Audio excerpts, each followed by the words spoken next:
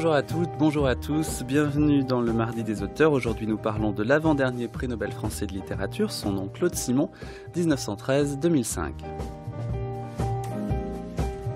Un prix Nobel français, oui, mais qui est moins rentré dans l'histoire que ses prédécesseurs immédiats, Sartre, Camus et Gide, pour plusieurs raisons sans doute, mais peut-être essentiellement à cause de sa phrase, longue, complexe, laquelle demande au lecteur une certaine concentration.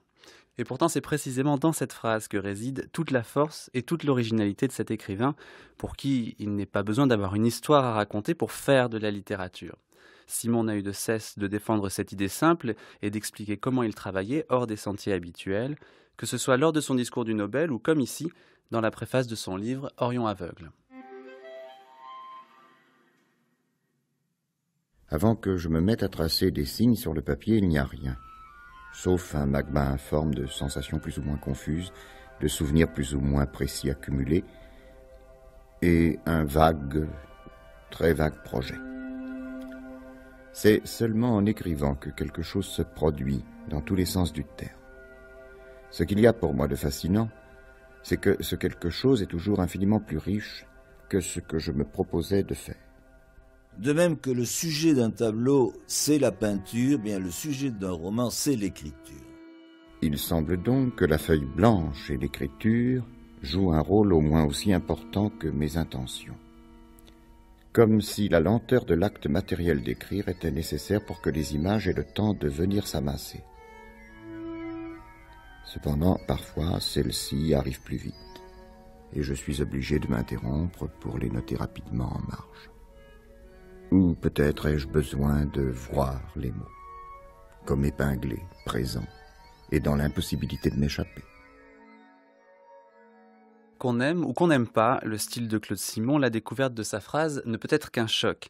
Il y a tellement d'images dans un seul paragraphe que celui-ci contient à la fois différents moments, différents lieux, différentes réflexions enchaînées entre elles, avec la vitesse et la fluidité de la pensée qui passe sans prévenir d'une idée à une autre.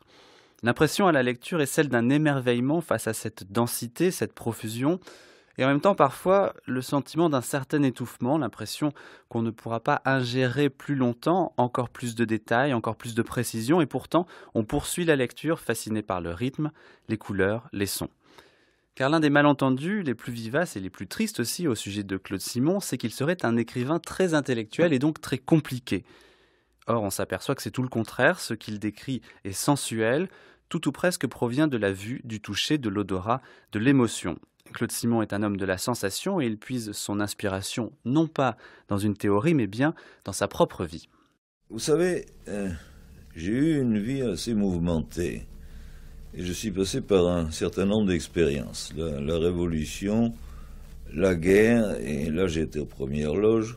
On m'avait envoyé sur un cheval avec un sabre contre les Panzers et les Stuka. J'ai connu la captivité, la faim, le travail physique jusqu'à l'épuisement. Je me suis évadé, j'étais plusieurs fois à deux doigts de claquer, soit par mort violente, soit par maladie. J'ai aimé des êtres que j'ai perdus.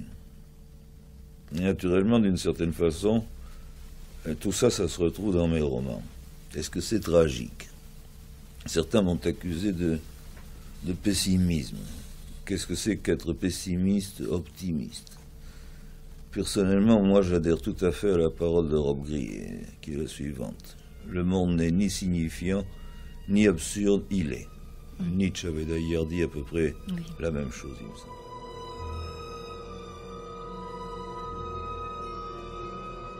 Claude Simon est né en 1913 dans la capitale de Madagascar, Tananarive, où son père militaire se trouvait en garnison. Un an plus tard, le régiment de ce dernier sera sacrifié à Stenay, dans la Meuse. C'était un peu difficile, je pense, pour l'enfant qu'a été Claude, d'une part d'être sans son père, mais aussi d'avoir cette mère qui s'est dévouée complètement au souvenir du père. Mireille Kahl-Gruber. Effectivement, c'est absolument affolant quand on pense qu'elle a emmené cet enfant de 5-6 ans, avec elle dans les zones dévastées juste après la guerre, qu'il raconte d'une façon admirable. C'est très très beau, le début de l'Acacia, où il décrit les étapes dans ces coins où il n'y avait même pas d'hôtel, où il dormait dormait dans les cafés. Il décrit comment à un moment il dorme sur un billard, aménagé en lit de fortune. Et donc on peut imaginer en même temps effectivement le traumatisme que ça a pu être pour cet enfant, c'est sûr. Et finalement, ils tombent sur une tombe. Et alors, ils ne savent pas si c'est celle du père, mais ils décident que, bon, ce sera celle du père. Ben oui, ils ne sauront jamais, puisque effectivement, sans doute, le père a été enterré avec d'autres militaires tués. Il faut dire que c'est absolument affolant. Là, je revoyais un peu les journaux de marche et les comptes rendus militaires qu'il a réunis, parce que pour écrire l'Acacia, Claude Simon était aussi quelqu'un qui avait des dossiers énormes de recherche auprès des archives militaires, ou bien il a écrit enfin à beaucoup d'endroits pour avoir la documentation la plus fournie pour écrire son livre.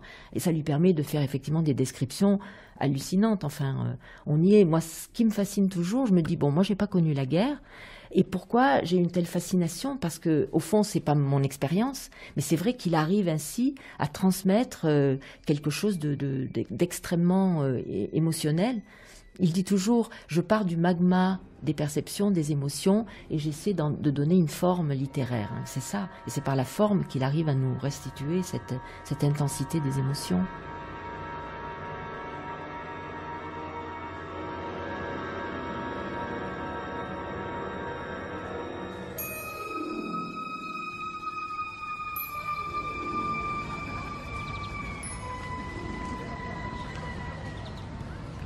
Dans la façon dont il décrit son père, Marianne Alphand. Dont il décrit les sœurs du père, ses tantes jurassiennes, notamment ces deux figures qui escortent au début de l'Acacia, donc il y a cette errance des trois femmes à la recherche de la tombe du père, et donc la mère drapée dans sa douleur, etc., et flanquée des deux tantes presque impassibles, paysannes, endurante. Il y avait ça chez lui. Il y avait comme une possibilité d'impassibilité, de quelqu'un de cuirassé, quelqu'un qui se livre peu, ou qui estime que, en tout cas, l'essentiel, c'est pas là, c'est pas ce qu'on va lui faire dire sur sa vie, mais l'essentiel, il est dans ce travail. Dans ce travail quotidien de l'écriture.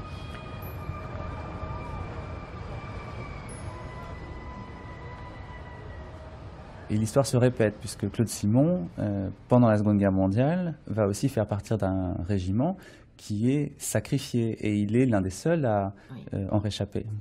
Oui, oui, tout à fait. C'est ce qui fait aussi, je crois, la beauté de l'Acacia. J'ai vu dans les manuscrits que c'est une forme qu'il a trouvée assez tardivement, après avoir écrit beaucoup de ce livre, c'est-à-dire cette forme alternée, qui n'est pas chronologique, mais où il alterne des chapitres de 14-18 et des chapitres de 39-40, et ensuite, c'est même plus l'alternance. En fait, il retourne à des épisodes de la fin du 19e, il va vers des moments contemporains, et donc c'est cette déchronologie qui permet de faire des télescopages hallucinants entre effectivement des moments historiques très différents, mais au fond qui montrent à quel point on retombe toujours dans les mêmes ornières. Et c'est je crois qu'il en tire là une grande leçon de l'histoire et des bévues et des malheurs et de la bêtise humaine aussi. Dans ses livres, il raconte son histoire et puis l'histoire qu'il imagine de sa généalogie. Michel Butor. L'histoire qu'il imagine des soldats plus anciens, donc la guerre de 14, la guerre de 70, etc. Lui, c'était la guerre d'Espagne. Et c'est tout à fait normal, puisqu'il était volontaire, là. Tandis que la guerre de 39-40, ça, c'était la conscription, c'est pas du tout la même chose. Et qu'est-ce qu'il en disait, alors? Il y avait à la fois une espèce de fascination, disons, de l'héroïsme, la façon dont le malheur faisait sortir certaines qualités humaines extraordinaires. Donc cette fascination pour l'héroïsme et évidemment cette horreur du quotidien de la guerre. Et lui, est-ce qu'il avait soit envie, soit été un héros? Au moment de la guerre d'Espagne, je pense qu'il avait envie d'être un héros, oui. Mais qu'est-ce que ça veut dire être un héros? Il avait envie de se consacrer à une cause essentielle pour lui. Si héros, ça veut dire celui à partir de qui on raconte une histoire. Alors je ne sais pas du tout s'il avait cette envie-là. C'est à l'intérieur de cette matrice qu'il a eu envie de raconter des histoires des autres, parce que c'est toujours des histoires de famille qu'il raconte. Donc de famille réelle ou imaginée. Mais c'est pas sa propre biographie qu'il raconte. Il était très discret à cet égard. Quand il parlait de sa jeunesse, de lui, du jeune homme qu'il était avant la guerre, il se présente comme une espèce, il disait un jeune homme nul, une espèce de dilettante, de fils de famille. Il avait hérité de ses parents, parce qu'il a perdu son père donc tout petit, tout jeune, et puis bébé, quoi, si je puis dire, et ensuite sa mère quand il était encore enfant. Donc il a eu la tutelle d'un oncle qui était un officier, donc il y avait ça aussi, ce côté un petit peu militaire chez lui, ses souvenirs militaires. Et puis il fait rien, désœuvré, oisif, jeune homme riche, avec quand même une curiosité d'esprit qu'il a au fond toujours gardée. Mais ce qu'il aimait, c'était voir. Et là, je pense que s'il y a une passion chez lui, c'est celle-là. C'est voir les choses et ensuite les décrire, en faire quelque chose.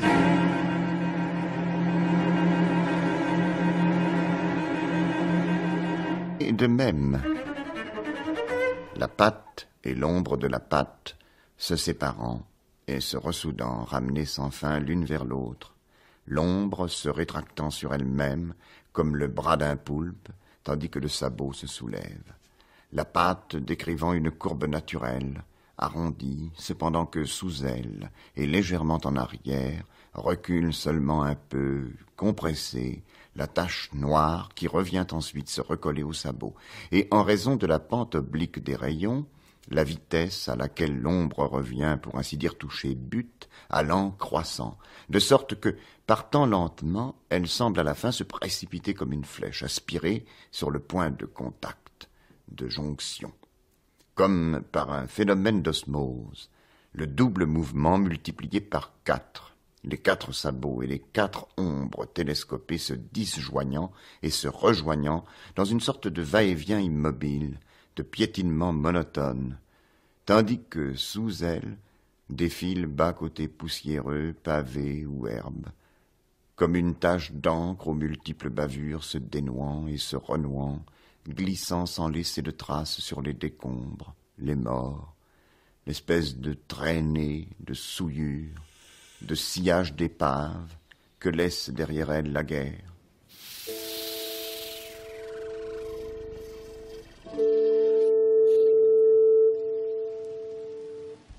Il dit, dans nos représentations qui sont toujours plus ou moins des clichés, nous voulons que la nature reflète notre détresse, notre misère. Et donc, par exemple, la route des Flandres, on l'a quelquefois illustrée en montrant des arbres morts, tout détruit. Or, il dit, et il le décrit magnifiquement dans tous ses livres, quand nous étions dans la forêt et qu'on nous tirait dessus, c'était le printemps.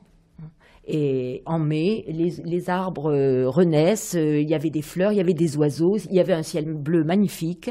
C'était une journée de printemps extraordinaire et nous allions à la mort. Donc ça, ce sur quoi il insiste, c'est précisément cette sorte d'indifférence du monde que nous voulons toujours représenter comme anthropomorphique, comme nous ressemblant, comme étant aussi triste que nous, et c'est pas du tout ça. Donc il y a la nature, il y a ce cycle vital qui de toute façon nous englobe ou ne nous englobe pas, mais fait que quelque chose là d'inépuisable, je dirais, d'inépuisable existe en dehors du déclin ou de la gloire humaine.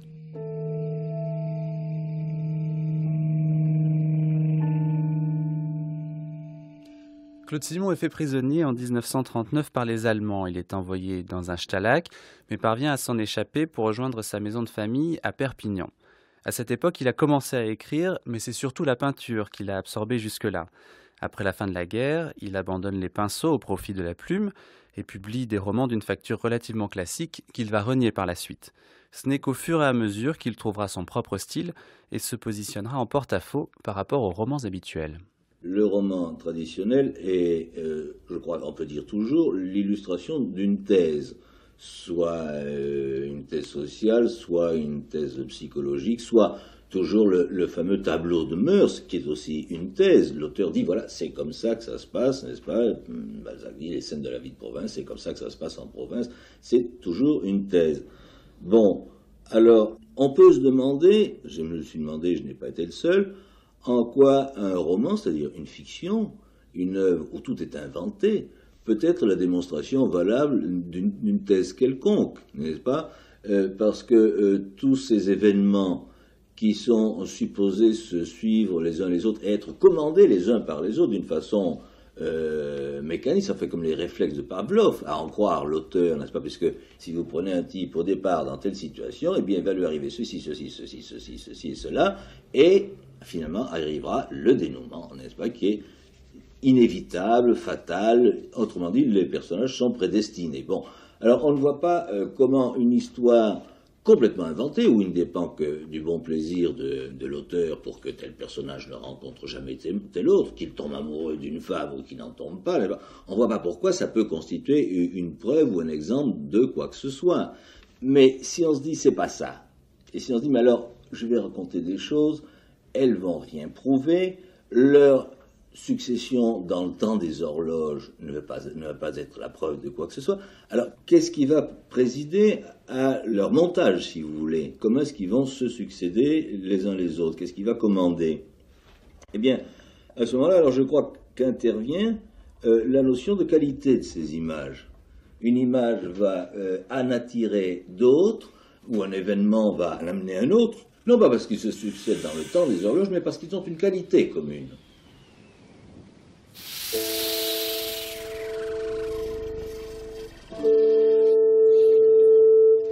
Ça, c'est La route des Flandres, qui donc à un moment c'est intitulé Les chevaux. Ça, ce sont quelques manuscrits de ce qui est devenu l'Acacia, qui était ici pour le moment Éducation sentimentale, mais Claude Simon avait beaucoup de titres intermédiaires. Le titre définitif ne venait souvent que beaucoup plus tard. Et ceux-ci, ce sont ceux qui ont donné le jardin des plantes. Vous voyez, les marges sont utilisées très souvent. Il y met les mots en attente, il y met des éléments qui vont entrer ou qui vont sortir ensuite de son texte. Il y a parfois des petits croquis. Enfin, c'est tout un réservoir, disons. Les marges sont des réservoirs de travail, de l'écriture. Vous voyez, regardez. Mireille Kahl-Gruber, enseignante à Paris 3, fait partie de ceux qui s'occupent de classer les manuscrits de Claude Simon avant de les confier à la bibliothèque Jacques Doucet à Paris. Elle nous en explique la fabrique et les mécanismes. Oui, disons, c'est un peu par palimpseste comme cela. Il reprend, il réécrit, il réintègre, il élague les phrases, souvent elles sont plutôt de plus en plus complexes, ces phrases. Mais c'est vrai que de toute façon, dès ces jets-là, qui sont déjà des manuscrits, disons, un peu aboutis, les tout premiers manuscrits, il ne les a jamais gardés, il les a détruits, il considérait, comme il disait, que c'était un peu de la bouillie au départ, et ça commence par des mots, par des fragments, et donc ensuite, effectivement, il a déjà ces phrases longues ou ces périodes très allongées, qui se poursuivent comme ça d'un paragraphe à l'autre. Alors dans l'un de vos livres, Mireille Kahl-Gruber, vous expliquez aussi comment il travaille parfois comme un monteur de cinéma, en découpant des morceaux de phrases et ensuite en les agençant. Est-ce que vous pouvez nous montrer? Oui, alors c'est le montage de La route des Flandres. Donc vous avez, voyez là on voit très bien comment il a fait des bandelettes de papier qu'il a recollées. On voit encore là les plis du papier du facsimilé. Et donc ici il numérote ses séquences, voyez. Donc il y a des couleurs là par personnage, selon qu'il s'agit du cheval mort, selon qu'il s'agit d'Iglesia qui est le jockey, selon qu'il s'agit de Georges qui est le narrateur. Et donc il a déplacé ces morceaux de papier pour que la périodicité soit plus équilibrée et organise tout un ensemble d'échos, de reprises, d'entrelacements de voix. Donc ça veut dire que Claude Simon, qui a été peintre, qui a étudié la peinture pendant 2 ans, qui a peint de manière active pendant 10 ans, puis qui ensuite a fait des collages, peut-être que quand il voyait ces frises, qui était donc ici le tableau qui représente la route des Flandres, peut-être qu'il voyait exactement, il disait ah tiens là il manque un peu de rouge, donc le rouge c'était le personnage, alors je vais non. C'était pas une question de couleur, c'était vraiment une question de personnage, c'était pour voir à quel rythme reviennent tels éléments de la narration. Oui, mais il arrivait à le voir du coup de manière oui, il globale. le voyait visuellement, mais il a écrit un petit texte concernant ces montages. Voilà, note sur le plan de montage de la route des Flandres que j'avais publié à l'époque. Il me l'avait donné pour un volume qui s'appelle Claude Simon, chemin de la mémoire, où il explique que justement les couleurs, ça n'est pas du tout pour faire joli mais c'est vraiment des repérages et que ce qui importe, c'est ce qu'il apprenait, dit-il, en mathématiques supérieures, dans la classe de mathématiques supérieures, arrangement, permutation, combinaison.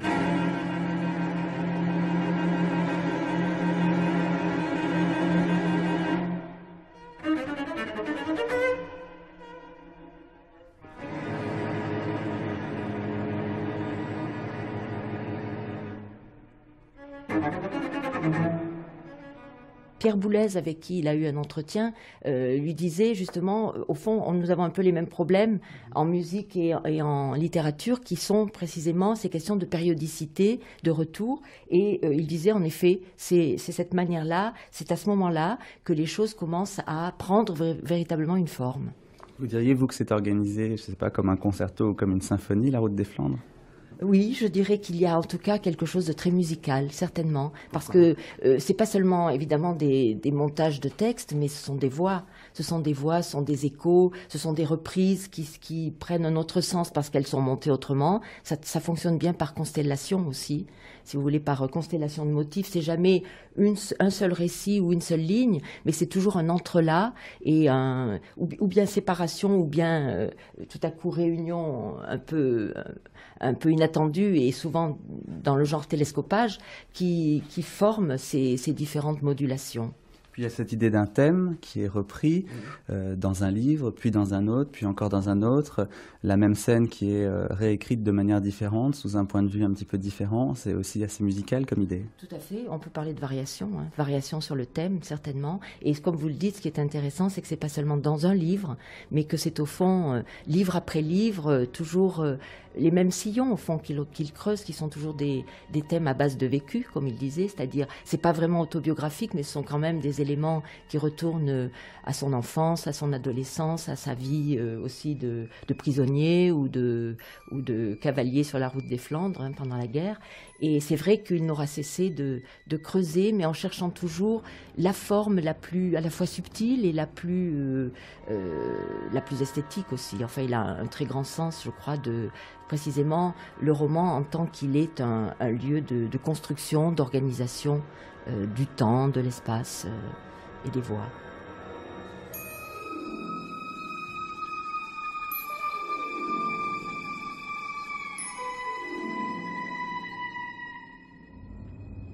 C'est vraiment, pour le coup, on a beaucoup dit que Claude Simon, évidemment, est un peintre. Moi, ce qui me frappe, c'est à quel point il est un musicien. Enfin, Yannick Enel. Il y a quelque chose qui finalement n'arrive pas à se trouver dans la littérature française, de manière générale. C'est ce que les Viennois ont trouvé en musique. C'est ce que Schoenberg, Berg et Weber ont trouvé au début du XXe siècle. Et je pense que... C'est-à-dire le fait de sortir de la mélodie, de sortir du simple aria, enfin de sortir de la continuité musicale. Transposer dans la littérature, ce serait sortir de la représentation. Alors, évidemment que toute la modernité littéraire, poétique est fondée là-dessus, l'autre amont, Mallarmé, mais... est-ce que ça a vraiment eu lieu narrativement en France? Je ne suis pas sûr.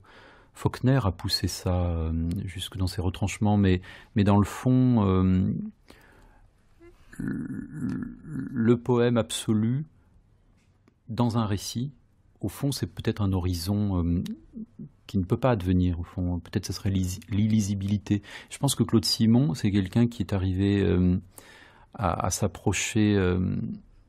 peut-être quelque chose que Schoenberg a accompli en musique, vous voyez, avec aussi ce que ça a de désagréable, parce que moi je peux dire, je le dis sans honte, ou peut-être devrais-je avoir honte, Claude Simon m'ennuie parfois. Je n'ai pas toujours le désir de lire Claude Simon. Il y a des écrivains qui suscitent chez moi beaucoup plus de désir charnel de les lire et de les relire et d'aller les voir pendant que j'écris. Quand j'écris des livres, je n'ai jamais besoin de Claude Simon parce que Claude Simon m'inquiète, me brise, ne m'apaise absolument pas. Et quand je lis Claude Simon, je suis pris dans une des articulations qui est celle de ses livres et qui n'appelle pas de suite. Je ne vais pas ajouter des mots. Et elle s'asseyait, rigide, dans les fauteuils solennels sous les tableaux au cadre doré, tragique, pitoyable, et à nos yeux d'enfants vaguement redoutable en dépit, ou peut-être en raison de leur formidable fragilité, ou de leur ridicule, comme cette tante de Réchac, cette baronne cerise, qui avait autrefois brillé dans les concours hippiques, gardant de sa jeunesse virile, ou peut-être était-ce simplement le fait de son énorme fortune, une liberté de manière qui contrastait avec celle de grand-mère et de ses amis aux trois quarts ruinés, et dont le nom était pour moi la source de multiples associations, affublée d'un maquillage ridicule, dont elle enluminait maladroitement son visage raviné. Les vieilles lèvres crevassées, peintes d'un rouge évoquant de façon bouffonne la fraîcheur du mot cerise, qu'on retrouvait aussi dans les couleurs pimpantes, agrestes. Casaque verte, manche et toque cerise, portés par les jockeys que grand-mère et maman m'avaient montrés à Pau, la première fois où j'avais assisté à une course de chevaux, le mot toque lui-même amenant à mon esprit, s'accordant au maquillage, à la légende d'Amazone, au registre aigu et précieux de sa voix et aux coiffures emplumées qu'elle arborait, le qualificatif de toqué, qui, paradoxalement, la nimbait pour moi d'un prestige particulier. Le fait de se conduire, c'est-à-dire de pouvoir se conduire et parler d'une façon un peu folle, constituant en quelque sorte par soi-même un privilège non seulement inhérent à sa situation de fortune, mais encore à son âge. Parce que, si dire toquer d'une femme encore jeune, comme je l'avais parfois entendu faire par oncle Charles, impliquait mépris ou apitoiement, son accouplement avec le mot « vieille » lui conférait au contraire dans mon esprit une sorte de majesté et de mystère, l'englobant dans cette aura d'obscure puissance qui les entourait toutes.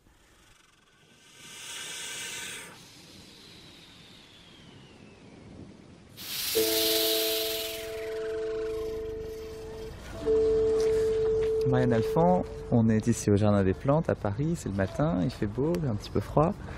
Et vous avez dans les mains Le Jardin des Plantes, donc ce roman de Claude Simon, qui ne parle pas beaucoup d'ailleurs du Jardin des Plantes. Le Jardin des Plantes est un élément parmi d'autres.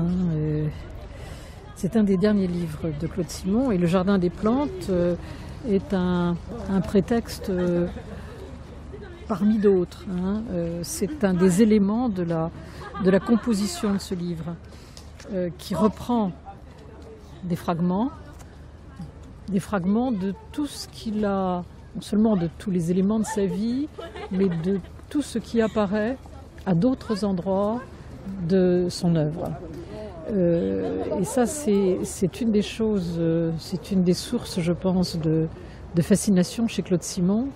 C'est l'aptitude qu'il avait à reprendre toujours les mêmes thèmes en les variant.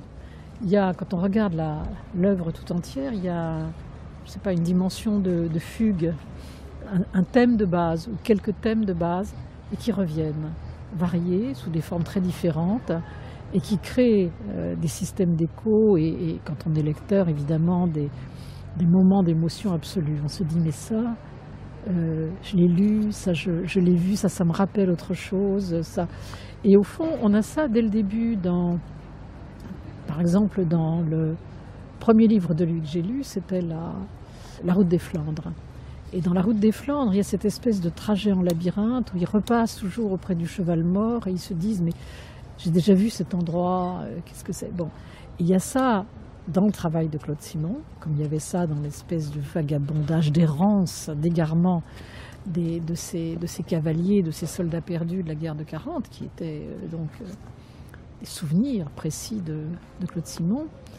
évidemment amplifié par l'écriture. Et il y a ça également dans la démarche de l'écrivain, on repasse par les mêmes lieux, et il y a ça chez le lecteur, et c'est ça qui attache passionnément à la lecture de Claude Simon.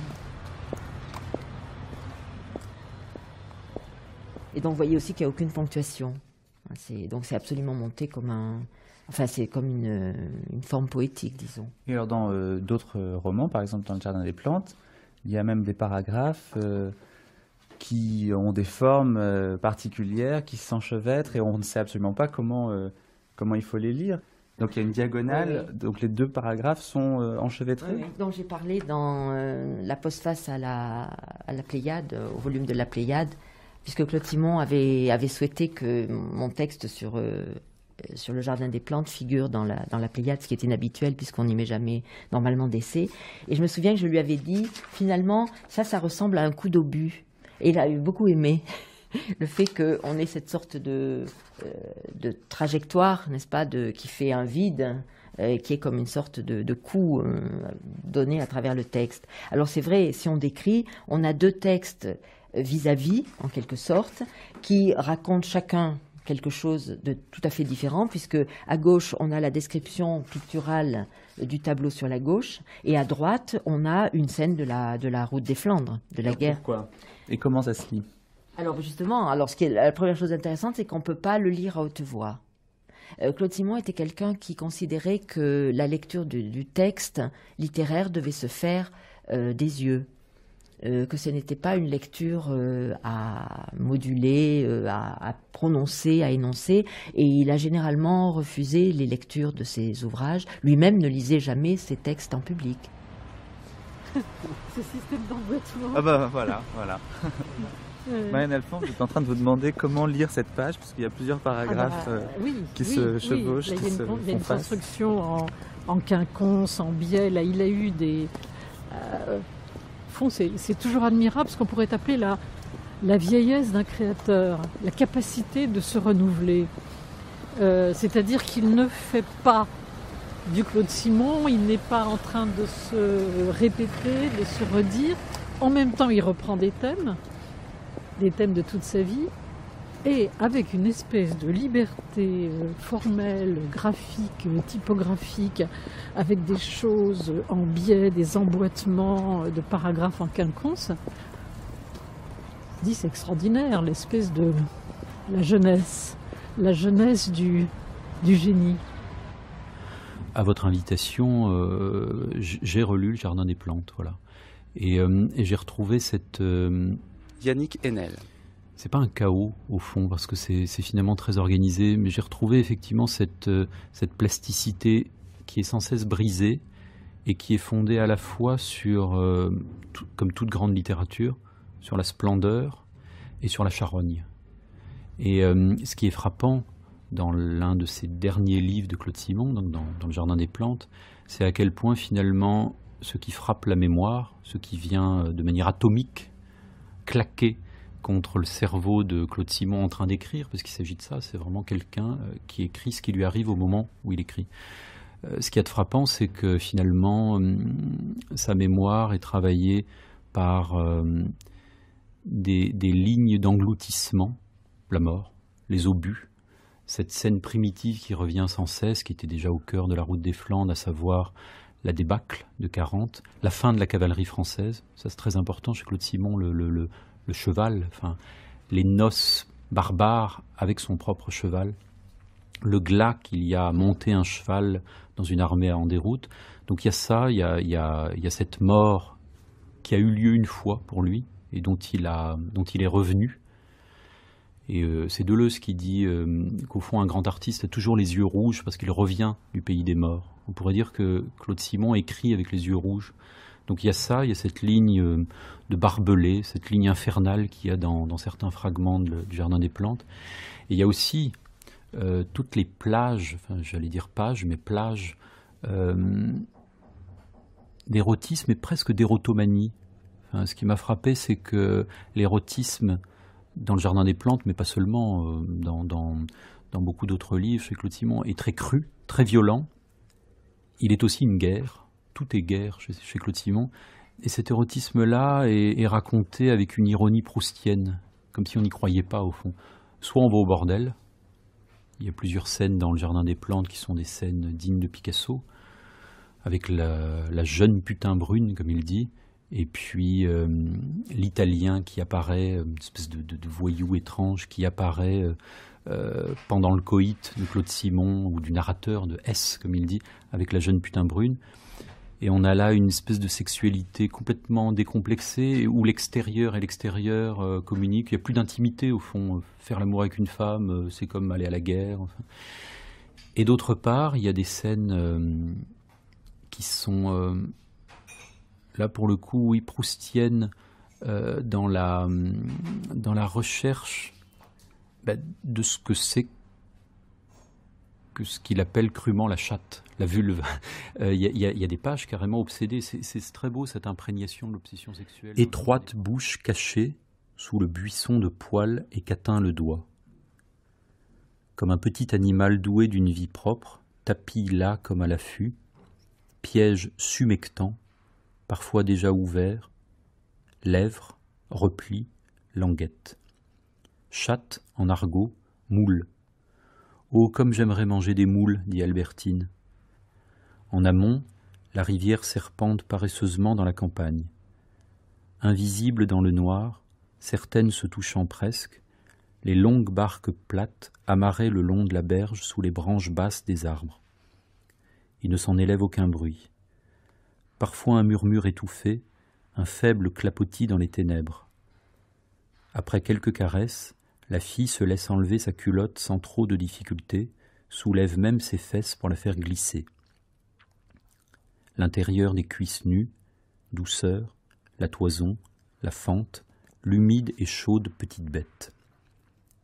La première fois, il est tellement ému qu'il ne peut rien faire.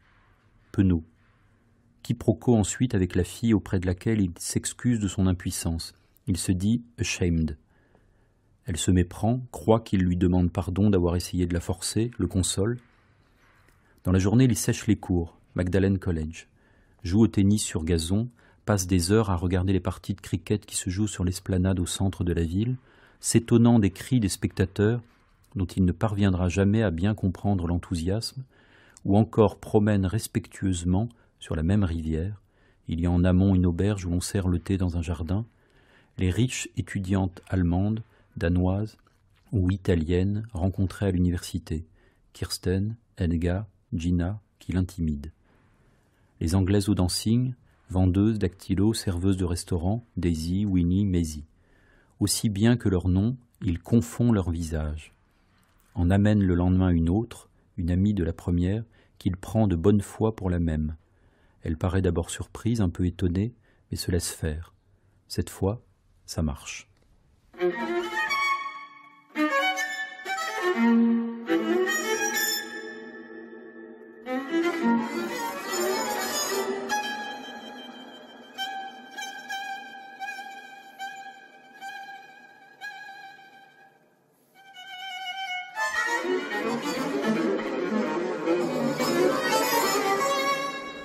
Ce que je demande à la description, comme lecteur, et ce que je lui assume comme romancier, je lui assume deux fonctions de production.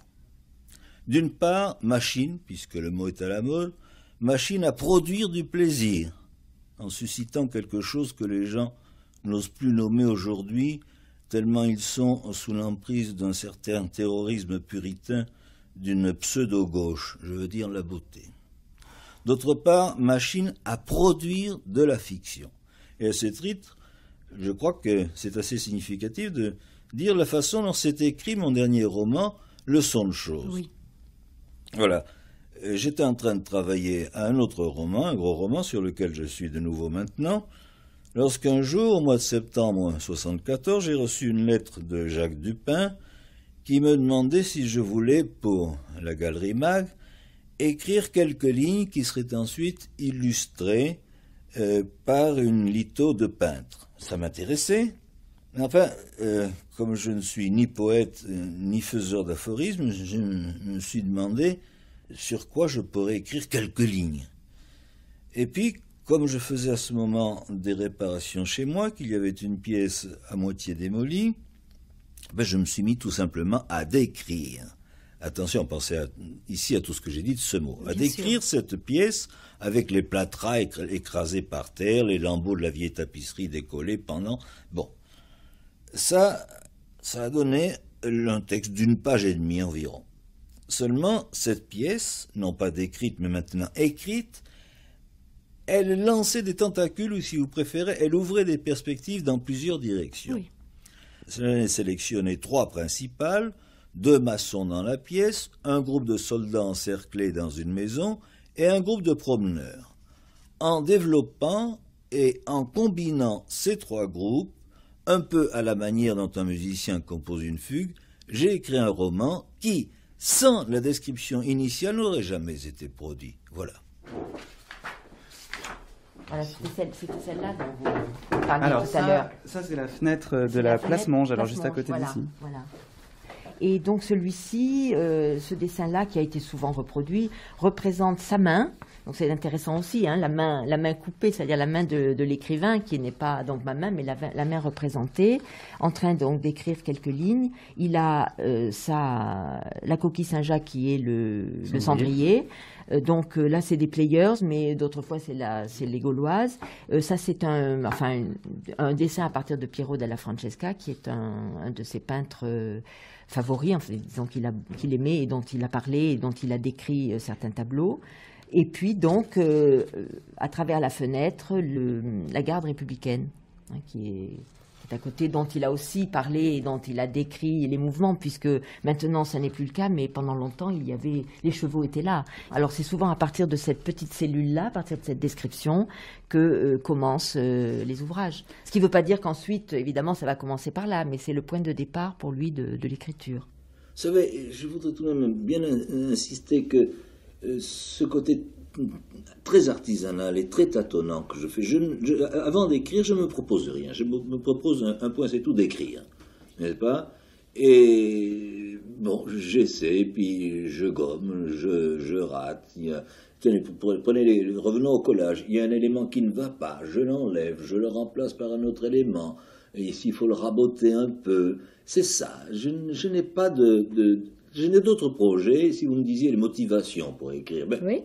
J'ai envie, comme un peintre a envie de faire un tableau en se fichant complètement si ce sont des pommes ou n'importe quoi, de mettre des couleurs sur une toile et que ça se compose et que ce soit un objet pictural réussi. Moi, j'ai envie de faire un objet scriptural réussi. Voilà ce que je pourrais dire.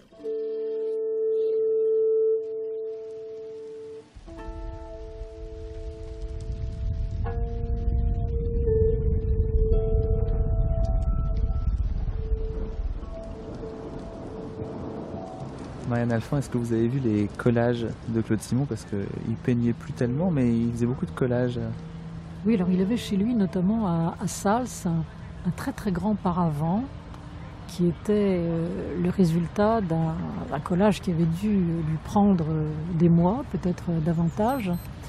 Et il en parlait très bien. Et on pouvait faire très vite, on pouvait établir une relation d'équivalence entre sa façon de travailler et le collage, c'est-à-dire prélever des fragments d'images et les mettre en rapport selon des formes et des capacités d'enchaînement et traiter les choses de la même façon sans les hiérarchiser. C'est-à-dire je ne sais pas, la patte d'un lapin, par exemple, supposer qu'il y ait une patte de lapin, elle n'a pas plus d'importance que les seins d'une femme. Et alors le regard glisse et va de surprise en surprise dans une richesse visuelle extraordinaire, parce que c'est ça aussi les livres de Claude Simon, c'est qu'il y a je dirais pas une folie, mais on est comme ivre d'images par moments et de couleurs dans ces enchaînements, dans ces déclinaisons, dans ces recompositions. Et il y avait ça dans ces collages. Mais alors il en parlait d'une façon évidemment sans aucune prétention, parce que pour lui c'était un bricolage, et en même temps ça renvoyait à cette façon qu'il avait de parler de l'écriture comme d'un bricolage, de façon artisanale. Il était très drôle quand il évoquait, je sais pas, à la fin d'un débat, il y avait une dame qui lui avait dit mais enfin tout ça c'est fabriqué. Il lui avait dit mais enfin madame, qu'est-ce que c'est qu'écrire sinon fabriquer?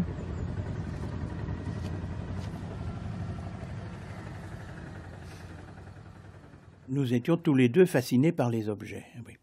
Et fascinés par les objets dans leur multidimensionnalité. Michel Butor. C'est-à-dire, les objets n'étaient jamais vus comme de purs instantanés. Hein. Les objets, chez lui, comme chez moi, sont des objets qui ont une histoire, qui sont des nœuds à l'intérieur d'une société. Et ces nœuds pouvant être des problèmes à l'intérieur de cette société. Oui, les objets, chez lui, sont des objets qui ont été fabriqués et qui ont eu des déplacements, qui sont, par exemple, des meubles qui sont dans une famille. Eh bien, c'est l'arrière-grand-mère qui... et puis, à partir de ce moment-là, on peut raconter toutes sortes de choses sur l'arrière-grand-mère, et tout ça, ça sort de cet objet qui est là. Vous voyez, alors, ce sont des accumulateurs de mémoire que l'on peut ouvrir. Hein. Ce sont, autour de ces objets se développe un discours, hein, c'est un espèce de nœud de discours, et ces discours s'enfoncent, on oublie ça, mais dans certaines circonstances, eh bien, ces discours, avec toutes les images qui peuvent en surgir, donc ces discours vont s'ouvrir, vont germer, vont se développer.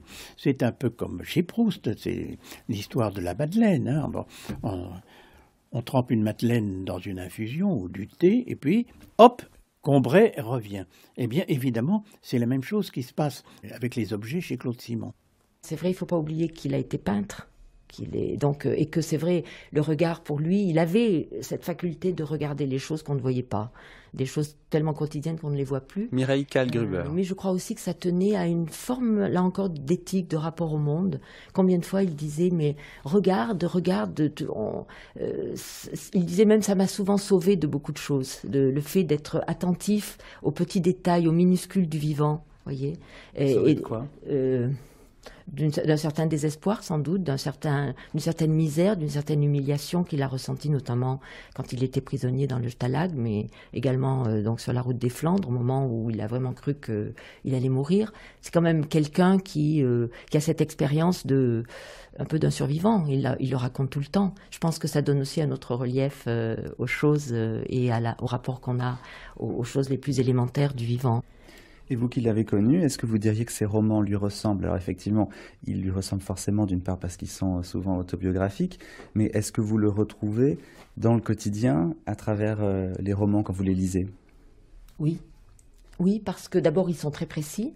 Quand il fait une description, c'est d'une précision extraordinaire. Et lui, c'était quelqu'un de très précis aussi. Oui, de très précis, de très rigoureux, et qui attendait évidemment la même chose des autres. Donc c'est peut-être pour ça aussi que quelquefois il préférait ne pas répondre à certaines demandes plus officielles qui demandent des généralités ou des choses. C'était pas quelqu'un qui pouvait faire peut-être ce genre de compromis, vous voyez. Parce qu'il était très rigoureux. Mais c'est vrai que ses livres, c'est lui, et lui c'est ses livres. Quand on lui demandait pourquoi écrivez-vous, il répondait bon qu'à ça, comme disait Beckett. C'était un passionné. Et la politique, Marianne Alphand, est-ce que vous en avez parlé avec lui? C'était un homme de gauche. C'était clairement un homme de gauche. Il y a tout cet épisode de la guerre d'Espagne qui prouve que même s'il est parti là-bas, un peu en dilettante aussi et en amateur, il avait quand même, et par curiosité, en franchissant la frontière de Perpignan où vivait sa famille, il y avait quand même, c'était pas pour s'engager dans les troupes franquistes. Mais il avait envie de voir là encore. Il avait envie de voir. Il avait envie de voir, un peu de participer, et puis s'est rendu compte très vite que c'était une situation chaotique et assez désespérée. Enfin, il a fait quand même quelques trucs, passer des armes à bord d'un bateau, enfin des sombres histoires.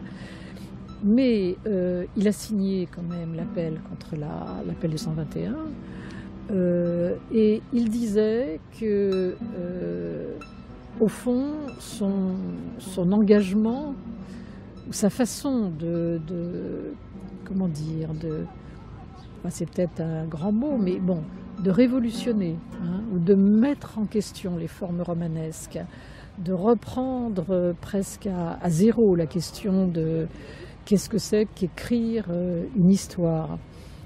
Pour lui, c'était politique. Et il était, alors à ce moment-là, si on se dit c'est politique, il est contre la tradition, et il est donc du côté de la subversion. Donc c'est un homme, moi je l'ai toujours vu, senti, et ouvertement comme un homme de gauche. Alors il y a aussi très fort chez Claude Simon, Michel Butor, cette idée de la compassion. Et quand on le lit, on a le sentiment qu'il est de plein pied avec les femmes, avec les soldats, et même aussi avec les animaux, et même aussi avec la nature. Oui, et ça c'est très beau. Vous voyez, là, vous parlez d'engagement. Voilà un véritable engagement. C'est-à-dire qu'il nous fait partager sa compassion envers toutes ces victimes. Et que ce soit, ces victimes peuvent être les soi-disant ennemis, hein, même on éprouve de la passion même pour ceux qui sont théoriquement vos ennemis, et on éprouve de la compassion en ce qui concerne les animaux, en ce qui concerne par exemple les chevaux. Hein. Le cavalier est tellement lié à son animal que la mort de son animal est quelque chose de terrible pour lui, et il nous fait ressentir cela. Alors, il nous fait éprouver une nouvelle appartenance à la nature à laquelle nous appartenons.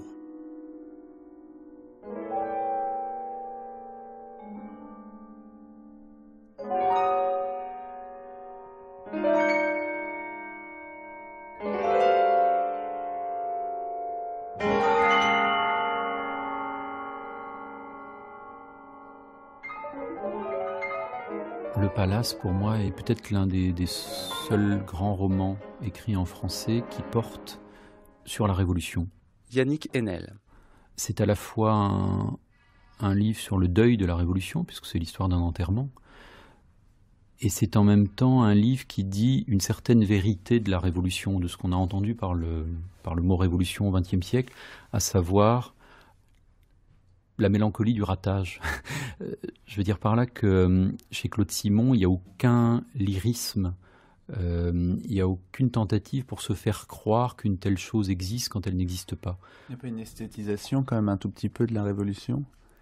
Dans le Palace, il me semble qu'au fond, dans la mesure où le narrateur finalement est dans sa chambre, avec ce pigeon qui vient lui apporter le signe d'un contre Saint-Esprit, et qui vient finalement sans cesse redire à quel point le message révolutionnaire, comme dirait Artaud, est lié à la mort. Je pense que son esthétisation, elle est minimale. C'est le contraire de Malraux, en fait. C'est le contraire de l'espoir de Malraux. Moi, je pense que chez Claude Simon, il y a une aridité qui ne dit pas que la révolution n'est rien, mais qui dit que la révolution, ça consiste d'abord à ne pas se faire d'illusions sur le politique. Moi, ce qui me frappe, c'est la dimension, puisqu'on parle de révolution, c'est la dimension anarchiste jusqu'au bout de Claude Simon. Mais ce n'est pas un anarchiste de parti, c'est un anarchiste personnel, c'est un anarchiste dans son écriture. C'est-à-dire que être un révolutionnaire, dans les phrases de Claude Simon, ça consiste à échapper au grappin, et même et surtout au grappin des bons sentiments, au grappin des phrases toutes faites.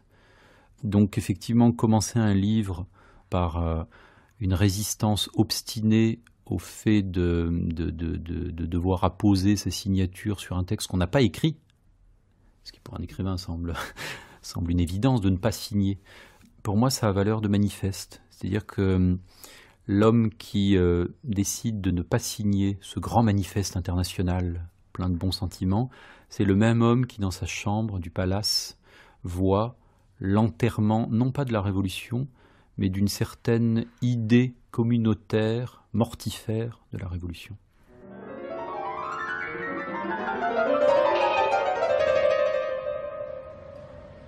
Tombe le Nobel. ce jeudi de novembre, à la stupeur générale, parce que tout le monde pensait que s'il y avait un Français, ce serait Marguerite Yourcenar ou René Char. Donc branle-bas, Libération comme toujours, parce que Libération, contrairement au Monde qui était organisé, qui prévoyait les nécrologies, qui prévoyait les possibilités de Nobel, etc. Il y avait déjà eu des bruits autour de Claude Simon, et il y avait une grosse dispute l'année où William Golding avait eu le prix Nobel. Et donc, branle-bas, et on me dit, c'est toi qui le fais. Bon, et moi, je suis très lente à écrire, donc j'ai un souvenir de cauchemar absolu d'être enfermée toute une après-midi dans un bureau, avec les gens qui venaient me presser, me talonner en disant vite, ça doit partir au marbre, etc. Là, vous n'avez personne à appeler, puisque les gens connaissent très peu. Et alors, comment les gens connaissent très peu. Bon, ben, moi, je connaissais, je savais des choses. Puis là, je parlais pas de sa vie, hein. Je connaissais certaines choses de sa vie, bien sûr, mais je parlais de l'œuvre et de ce que ça signifiait pour le Nobel, au fond, de donner ce prix à Claude Simon. Et tout de suite après, j'ai pu aller le voir. Il était en train d'écrire son discours, il était très fatigué, très épuisé par la tension, il ne recevait personne. Il était heureux quand même de ce Nobel? Bien sûr, il était très heureux. Et c'était d'ailleurs, on peut dire que son discours à Stockholm a quelque chose d'un manifeste. Cette date du 1er décembre se rapprochait. J'ai fait ça en bas. Et à New York, j'ai rencontré, dans un cocktail chez Miller, j'ai rencontré Miloche, vous savez, qui a eu le Nobel un peu avant moi, 2 ou 3 ans. Il m'a dit, le Nobel, il m'a dit, c'était pas tant, hein. Mais le discours, il m'a dit, je lui ai dit, oui, le discours. J'étais envoyée par Libération. Bon. J'avais obtenu, c'était un peu compliqué, c'était coûteux, etc. Mais j'avais dit à Libération, écoutez, quand même, c'est pas tous les jours ou tous les ans qu'il y a un auteur français qui a le Nobel, c'était pas arrivé depuis Sartre. Donc faut y aller. Bon, d'accord, donc j'y vais avec un photographe, hein, et c'est extrêmement protocolaire là-bas, hein, donc on est attendu par une nuée de journalistes, il y a des limousines, il y a un décorum, et puis ils sont eux-mêmes pénétrés de la grandeur et de l'importance des lauréats. Et donc ils disent où est la presse française? Et j'étais là, et j'étais la seule. J'étais la seule. C'est inouï de penser que la France n'a pas envoyé, enfin les journaux n'ont pas envoyé de alors il y avait quelques photographes, mais il n'y avait pas de presse française.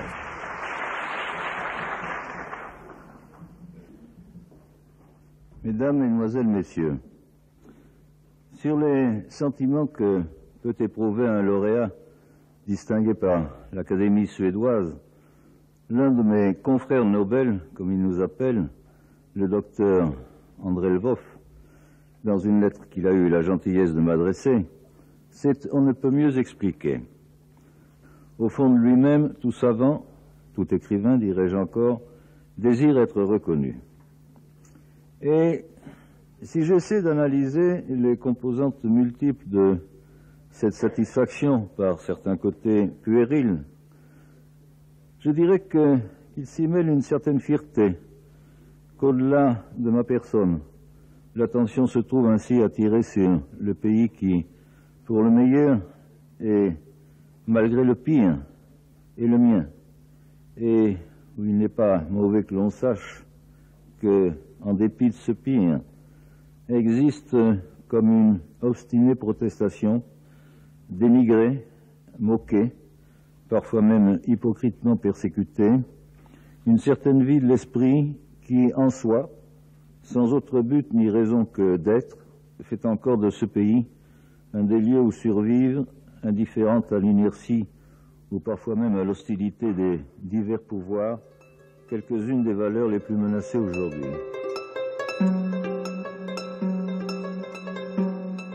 Et c'était le Mardi des auteurs consacré aujourd'hui à Claude Simon, une émission de Mathieu Garrigou-Lagrange et Jean-Claude Loiseau. Prise de son, Laurent Macchietti, mixage Alain Joubert, archivina Émilie Trazente, Hervé Evano. Et vous avez également pu entendre des lectures de Michel Bouquet et des extraits d'entretien avec Francine Mallet. La semaine prochaine, un écrivain italien, auteur du roman de Ferrare, Giorgio Bassani. D'ici là, vous pouvez réécouter nos émissions en podcast pendant une semaine et également directement pendant un mois. Et à bientôt 16h, je vous laisse en compagnie de Toufik Hakem et vous souhaite une très bonne après-midi à l'écoute de France Culture.